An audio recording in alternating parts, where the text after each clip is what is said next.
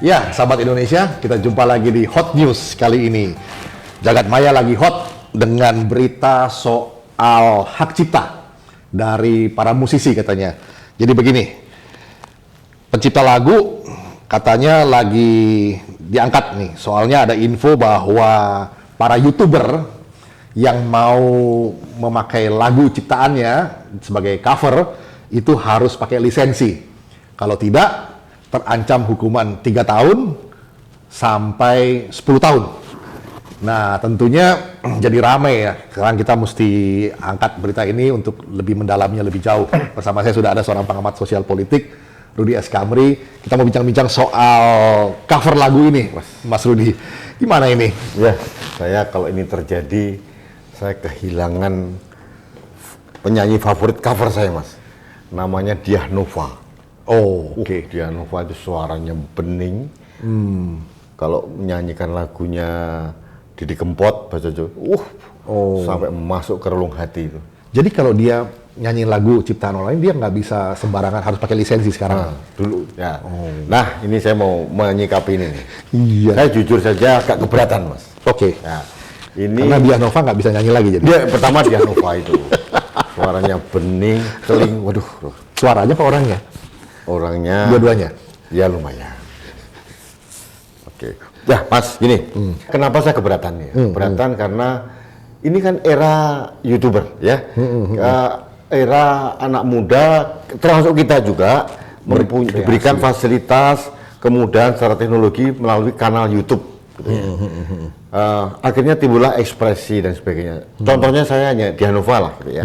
Dia menyanyikan lagu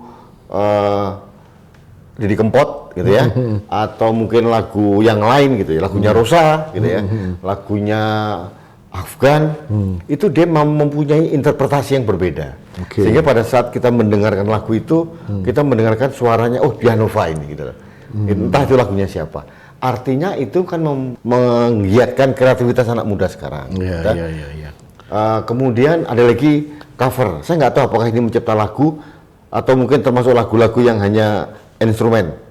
Alibata. Iya, misalnya kayak Alibata kalau bikin cover lagu Alibata itu seorang fingerstyle gitaris ini yang paling terhebat di Indonesia, dan dia dikenal di seluruh mancanegara, jadi semuanya terkagum-kagum. Itu bakatnya begitu genuine gitu ya.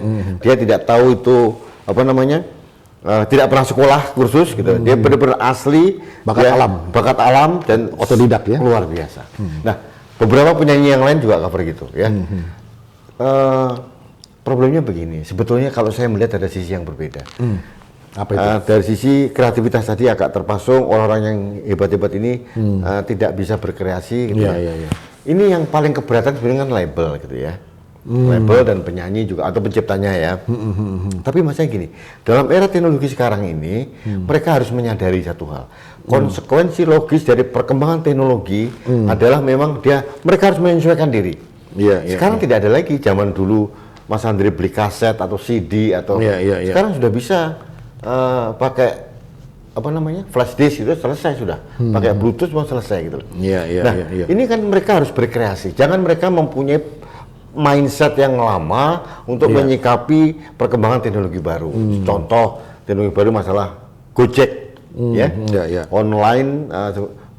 Dulu pertama kali kan teman-teman Gojek yang di pangkalan, ojek yang pangkalan, ojek pangkalan, opang itu sama protes ojol, gitu. Itu protes dengan kehadiran ojol, gitu ya. Tapi lama-lama mereka juga menyadari bahwa ternyata inilah keniscayaan dalam soal perkembangan teknologi baru. Kita pernah ngalami yang namanya pager, gitu? Betul. Pager dulu. Di bioskop bunyi tuh. Lagi orang kalau nggak jalan kemana nggak pakai nenteng pager, saya nggak gagah gitu loh. Trut, disuruh pulang sama istrinya, anaknya, bahaya. Biasa dokter yang pakai dulu tuh, kali kan. Kemudian pager hadirlah namanya HP, IMPS masih. Iya betul, analog, benar. Motorola dulu ya. Motorola apa. Kemudian hadir lagi HP yang biasa, yang digital. GSM dulu ya. GSM dan sebagainya gitu. Kemudian itu belum selesai kan? Akhirnya pager mati, gitu. Analog HP juga mati. Kemudian ada yang GSM juga, muncullah yang namanya Android. Iya, sekarang. Smartphone. Sebelum Android adalah BBM. Oh iya, BlackBerry ya. BlackBerry semua orang Messenger, harus punya iya. BBM gitu ya. Iya, iya. Kayaknya BBM menjadi suatu lifestyle gitu ya. Iya, BlackBerry Messenger, Wow, betul. BBM begitu percaya diri yang kantornya di Kanada, Toronto itu. Iya, Wah, betul. Kayaknya perusahaan yang tidak akan pernah mati. Apa yang terjadi? Collapse. Android keluar. Iya, habis juga. Android keluar dan habis juga. Itu ini keniscayaan teknologi dan mereka harusnya memprediksi bahwa paling 5 tahun 10 tahun lagi juga akan berubah gitu kan ya. Nah, ini kembali ke Soal cover lagu. cover lagu. Harusnya para label gitu ya. Para pencipta lagu, oke lah kita akui mereka sebagai seorang kreator awal menciptakan lagu yang sehingga membuat kita jadi terhibur gitu ya. Iya. Haknya harus dipenuhin. Cuma kalau masalah cover, gitu, Iya. itu nggak usah juga lah. Nah, sekarang kalau seorang kreator untuk cover lagu, mungkin untuk menghibur diri, akhirnya banyak yang suka viewernya, gitu kan? Iya. Terus kemudian iklan juga muncul, ada konsekuensinya, terus mereka akhirnya mendapatkan penghasilan, so what gitu loh ya. Artinya sekarang gini, para pencipta lagu ini kayaknya mereka sudah kehilangan kepercayaan diri. Label-label kan sudah mulai runtuh begitu ya. Nah, kalau menurut saya justru harusnya mereka menyesuaikan diri. Gimana caranya misalnya? Nah, Saya usul nih, misalnya. Para pencipta lagu itu bikin aja akun YouTube juga nyanyi original. No, bisa jadi. Versi originalnya gini. Label yang keluarin lagu. Ya. Nah, sekarang kalau label hampir semua label sekarang juga punya akun YouTube, ya. Jadi kenapa orang lain nggak boleh? Dan justru menurut saya, secara strategi marketing, Iya. pada saat lagunya dia di cover sama penyanyi yang lain, mungkin itu kan promosi, alat promosi, toh. Diapresiasi Diapresiasi, yang penting dipromosi mas. Dan dipromosi. Sebagai marketing komunikasi ini kan bagus. Jadi ini merupakan strategi marketing yang menurut saya bagus. Sehingga pada saatnya kalau orang mikir, ini lagu aslinya seperti apa? Nah, dia akan cari akun aslinya originalnya di yang label mana. itu, Iya, gitu. Atau penyanyi aslinya atau pencipta lagu aslinya. Nah, ini loh maksudnya bahwa Iya. jangan hanya berlindung di balik Undang-Undang Hak Cipta nomor 28 tahun 2014 itu, mereka mengancam gitu ya, dengan denda 500 juta katanya. Terus kemudian Ancaman penjara 3 tahun sampai maksimal 10 tahun. Halo, gitu loh. Ini era teknologi. Iya.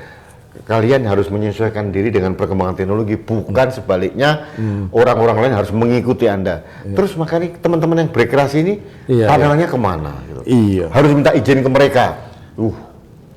Wah, mereka ini kan udah di mana-mana ya. Kadang-kadang amatiran di rumah, mereka rekam, pasang di akun pribadinya, Iya. banyak orang suka. Ya gimana? Kenapa mereka ini tidak memandang, mempersepsikan bahwa ini adalah Apresiasi. promosi terhadap lagu saya ini? Iya. Nah, jadi menurut saya harus rubah bahwa harusnya mereka harus menyesuaikan diri dengan perkembangan teknologi, jangan memangkas kreasi anak muda Indonesia. Iya. Ya mesti ada dicari jalan keluar, sahabat Indonesia. Para ahli hukum juga mesti mempertimbangkan bagaimana hukum ini bisa berjalan di depan teknologi tanpa mesti mengorbankan kreativitas dan daya cipta atau keinginan berekspresi dari gini, masyarakat. orang-orang selalu bicara tentang hukum, undang-undang. Ya itu benar lah, kita negara hukum ya. Iya. Tapi problemnya adalah di atas semuanya itu kan ada semacam etika, ada semacam bagaimana kita mempunyai satu goodwill, niat baik, bagaimana kita supaya kreasi anak bangsa itu tumbuh. Iya. Siapa yang akan kenal seorang Ali Batak kalau nggak ada YouTube? Iya, betul. Kreasi mereka luar biasa. Iya. Dianova itu bukan penyanyi terkenal mas, Iya. tapi ternyata suaranya jauh lebih indah dari suara KD kayak atau siapalah gitu ya. Iya. Banyak orang mengapresiasi itu Iya. lewat lagu yang dinyanyikan. Iya, kan. Dan cipta juga terkenal jadinya ya. Ceritanya juga terkenal dan mereka menyampaikan kok, misalkan si Dianova lagunya siapa, oh karangannya si ini gitu. Tapi problemnya memang ini loh, ini saya kira kok ini provokasi dari label ini ya. Padahal mereka juga punya akun YouTube juga. Oh, ini mungkin kegelisahan kalah bersaing nih. Kalah bersaing. Please kalian berkreasi gitu, menyikapi perkembangan teknologi seperti ini, nggak akan bisa ngelawan gitu. Iya, teknologi nggak bisa dilawan Nah, memang sih. akhirnya kalau yang terjadi mas, pasti kita semua ini akan mencari kanal-kanal yang lain untuk mengekspresikan itu. Iya. Nah, sekarang kanalnya YouTube malah justru terprogram tuh. Iya, betul. Semua akan mengenal dan ini harusnya disikapi sebagai bagian bagi promosi lagu saya. Iya, itu Itu poinnya maksud ya. saya. Jadi para pencipta lagu yang top mas, kayak Mai Rama lah, Kemudian lagunya si Anji, sorry. Nah, terus Masa kemudian kita balik ke Anjay lagi. Mungkin kasus ini kasus Anjay juga ya, yang Ya. terlalu lebay lah gitu ya. ya, terus kemudian ada lagi Hari Rasul. Mereka ini Mas, kalau boleh jujur, sudah menikmati secara materi udah luar biasa gitu. Gitu. Akhirnya kok mereka juga harusnya please berbagilah gitu. Bukan bagi-bagi uang loh. Iya. Berbagi kebahagiaan, membiarkan orang berkreasi atas nama kita. Apa yang salahnya sih? Iya. Nah, nanti akan ada perlawan dari netizen ini. Iya, Saya akan melopori itu. Boikot lagu ini. Itu repot lagi. Oh, tuh. repot lagi. Jadi bukannya dipromosi dan ini lah. diapresiasi, Nah. malah diboikot lagi. Kan Nah, itu detrimental jadinya ya. Saya harus mendukung teman-teman kreator ini Mas di YouTube, anak-anak muda, bukan hanya di Hanova, mungkin penyanyi yang lain yang Banyak bagus, yang lah ya. kecil-kecil. Ini kan lokal talent yang muncul di mana-mana. Iya. Kita tidak pernah tahu ada forklift driver Bisa main gitar begitu gitar luar jago. biasa. Gitu? Memang platform teknologi seperti YouTube, Instagram, TV mungkin ya bisa menjadi tempat penyaringan atau bahkan tempat kanal di mana bakat-bakat terpendam ini muncul. Ini kan kayak platform yang bisa memungkinkan mereka muncul ke permukaan. Selama ini mungkin dulu itu harus lewat Indonesian Idol, mesti lewat festival apa yang terbatas tempat dan ruangnya, waktunya. Kalau di YouTube atau di Instagram TV atau kanal-kanal media sosial gini kan kapan aja. Ya, dan murah gitu loh. Mereka juga bisa berkreasi. apresiasinya kan genuine dari masyarakat, suka ya suka, like Iya. gitu ya. Artinya begini, kalau misalkan saya mengcover lagunya Bimbo misalkan, artinya Generasinya lama ya.